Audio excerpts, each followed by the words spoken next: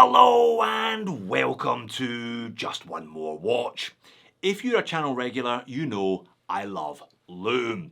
You'll also know that I've been on a bit of a mission to find some decent affordable tritium for what seems like years, because it has been years.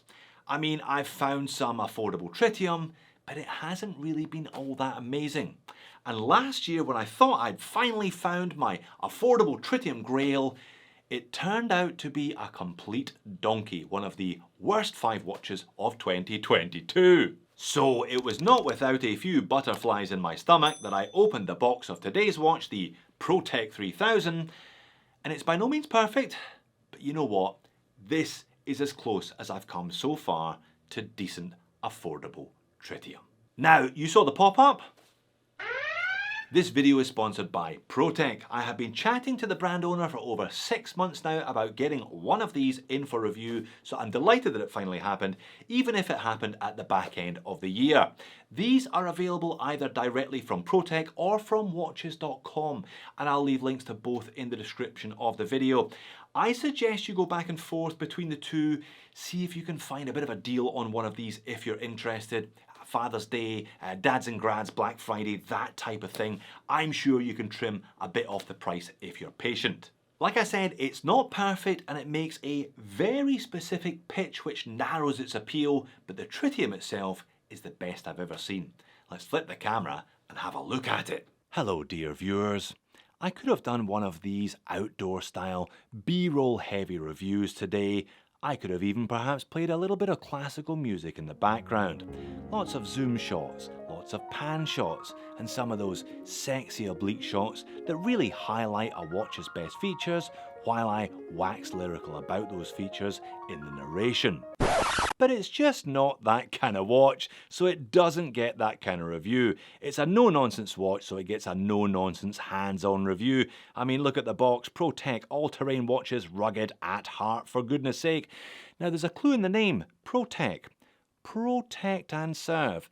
These watches are designed for first responders, for emergency service workers, for military, for ex-military, for security guards, that type of thing. They are rugged, no-nonsense watches. Perhaps designed indeed also for people who work in theatres after dark and want to know what time it is. Certainly that's what I'll be using this one for myself. No-nonsense packaging. I do like the printing, some contours there on the box. And once we get inside, we have an instruction, warranty and watch care manual. Now, breaking with tradition, I did actually read this today because I was looking for the warranty information.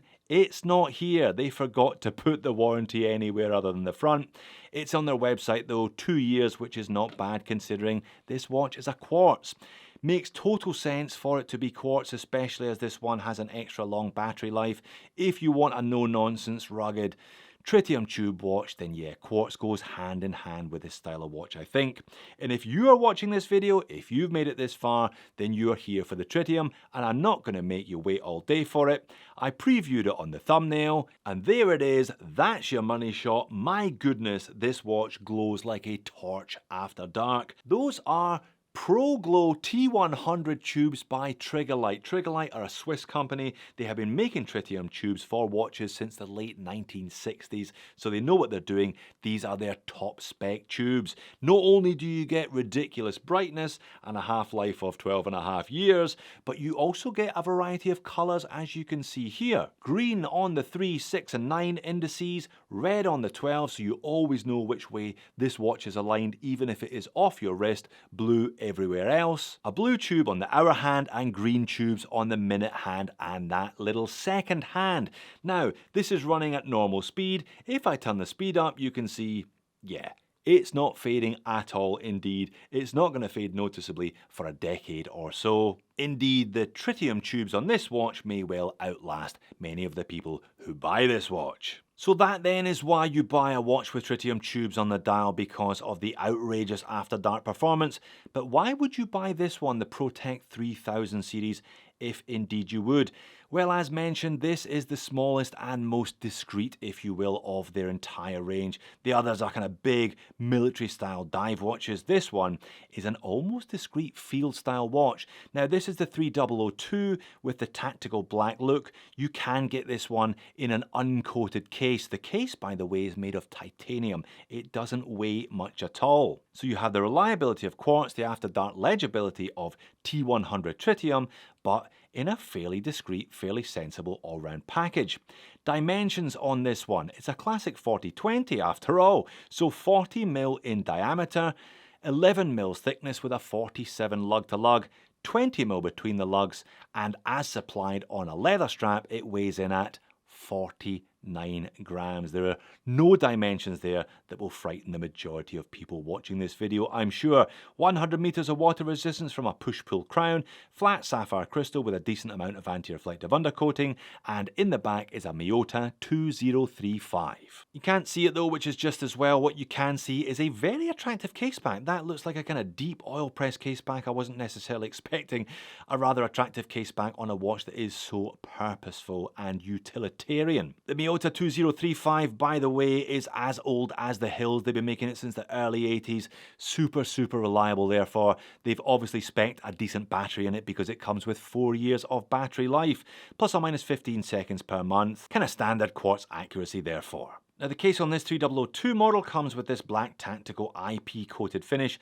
It is nicely done. You can still just about make out some of the fine brushing on the case underneath through that IP coating. I'd imagine you can see a little bit more of it on the untreated versions. Sign crown with the Protect logo there, kind of semi-guarded crown, fixed bezel, flat sapphire, all very sensible. As is the Italian leather strap. I've been wearing this one quite a bit between a couple of holes, one for daytime use, one for nighttime use. It didn't require any breaking in whatsoever. Double retainers, one movable, and a black IP coated buckle and tang. They claim this is waterproof. I was going to take it in the shower, but I thought, oh, Jody, why would you do that to a leather strap? How waterproof can a leather strap be? Anyway, I will return to that a bit later on. Very comfortable out the box though. If you're not going to get this one wet, you probably won't take it off this strap. I pop the macro lens on then for another quick look at the dial and hands. There is a slight granular texture to the majority of the surface of the dial. You can't see it at arm's length, but you can see it under a loupe or perhaps under this macro lens. The Protect logo is applied and just the brand name and 100 meters printed on underneath the pinion. Now, those big Pro Glow tubes are recessed into the dial, so they're cut into the dial. They're also cut into the angled rehaut, the chapter ring there as well, which is actually quite nice. They kind of form a bridge, a literal bridge between the two. You can see the different colors evident during the day as well. Those ones look more green, that looks slightly orange, whereas the blue ones look a little bit whiter. The hands are flat, they're kind of powder coated, gunmetal finish to them, and they have those long tritium tubes embedded towards the tips, skeletonized towards the pinion, and you can see the little paddle tip second hand has its own tiny little tube. The only other dial printing is down the bottom, Japan movement and TT for tritium either side of it. That's it. Very simple, very functional. Perhaps it's not going to win any beauty competitions, this one, but that's not what this watch is about. As mentioned, it's a no-nonsense watch. It's all about legibility, daytime and nighttime. And that's it on my 7-inch wrist. Now, if you were paying attention to the set of dimensions that I flashed on screen earlier on, you'll know this watch wears a treat. 40-20, 11mm thick, less than 50 grams on a comfortable, soft and supple Italian leather strap. Very nice indeed and unobtrusive. I guess their other watches are bigger, chunkier. You certainly couldn't call them unobtrusive. This one is aimed at a slightly different market. Yeah, very comfortable to wear day and night. As I said, I've been wearing it overnight as well with no issues. And very legible during the day as well. Plenty of AR coating underneath the sapphire crystal and decent contrast between the hands. the dial and the indices helped by the tritium tubes in this case. So far so good then, but I did say in the intro it wasn't perfect. I do have a couple of minor complaints. As I said, not going to win any beauty competitions. That logo perhaps a little bit large, and yeah, very, very simple basic layout. No Whirlpool gear shape patterning on the tile or anything like that today. The strap's really comfortable, but I haven't been brave enough to test the waterproof claim. I would have thought that perhaps a canvas strap was more suitable for a watch of this type, particularly as they're advertising its water resistance rating boldly on the dial. Like I said though, if you're not going to get it wet, this is probably great, but if you are going to wear it as a bit more of an all-rounder, rubber or canvas, I think canvas would have been the choice straight from the factory. Now it's a quartz watch, it ticks once per second. Does it hit all of its markers? No, not this particular example. I think it's maybe a quarter of a second under it, just kind of misses the markers to the bottom end. I've gone on record before, I don't really care about that, but I know other people do, so I can only review what I've got. This one doesn't quite hit the markers. 100 meters of water resistance from a push-pull crown is fine, but I would have preferred a screw-down crown, particularly as it's quartz. It's not something you'll be pulling back and forth an awful lot to adjust, which is just as well because the crown is really stiff in this case. Oh, there we are. I managed to pull it out with 2 fingers, only just there. It's get a nail underneath and hope for the best, and even then, oh, I hope you've got strong nails. Yeah, far stiffer than any push-pull crown I have ever experienced before, to be honest. And then there's the price. I've labelled this watch decent affordable tritium. It is affordable, but it's on the upper edges of affordability, I think. $525 for my black IP tactical version, $475 for the rest. Like I said, I recommend hanging on, shopping around, see if you can pick up a seasonal voucher type thing on this one, get it down closer to $400. It's a very simple watch. It's not on a bracelet. It doesn't have an expensive movement. $400 to $500 is probably at the upper edges of what I think is good value for this one. But having said that, I've probably wasted $400 on cheaper alternatives that weren't as good as this one over the last few years. It just does exactly what it's supposed to do.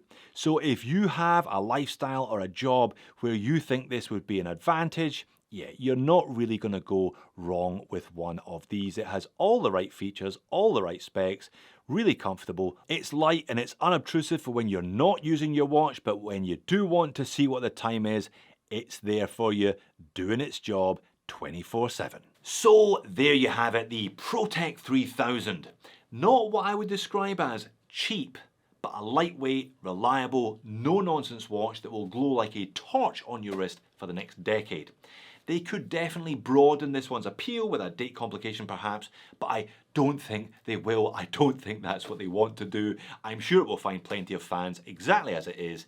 It has found one such fan right here. If you want to see some other tritium watches that aren't as good as this tritium watch, click here or click here. Thanks for making it all the way to the back end of the video. I'll see you again in the next one.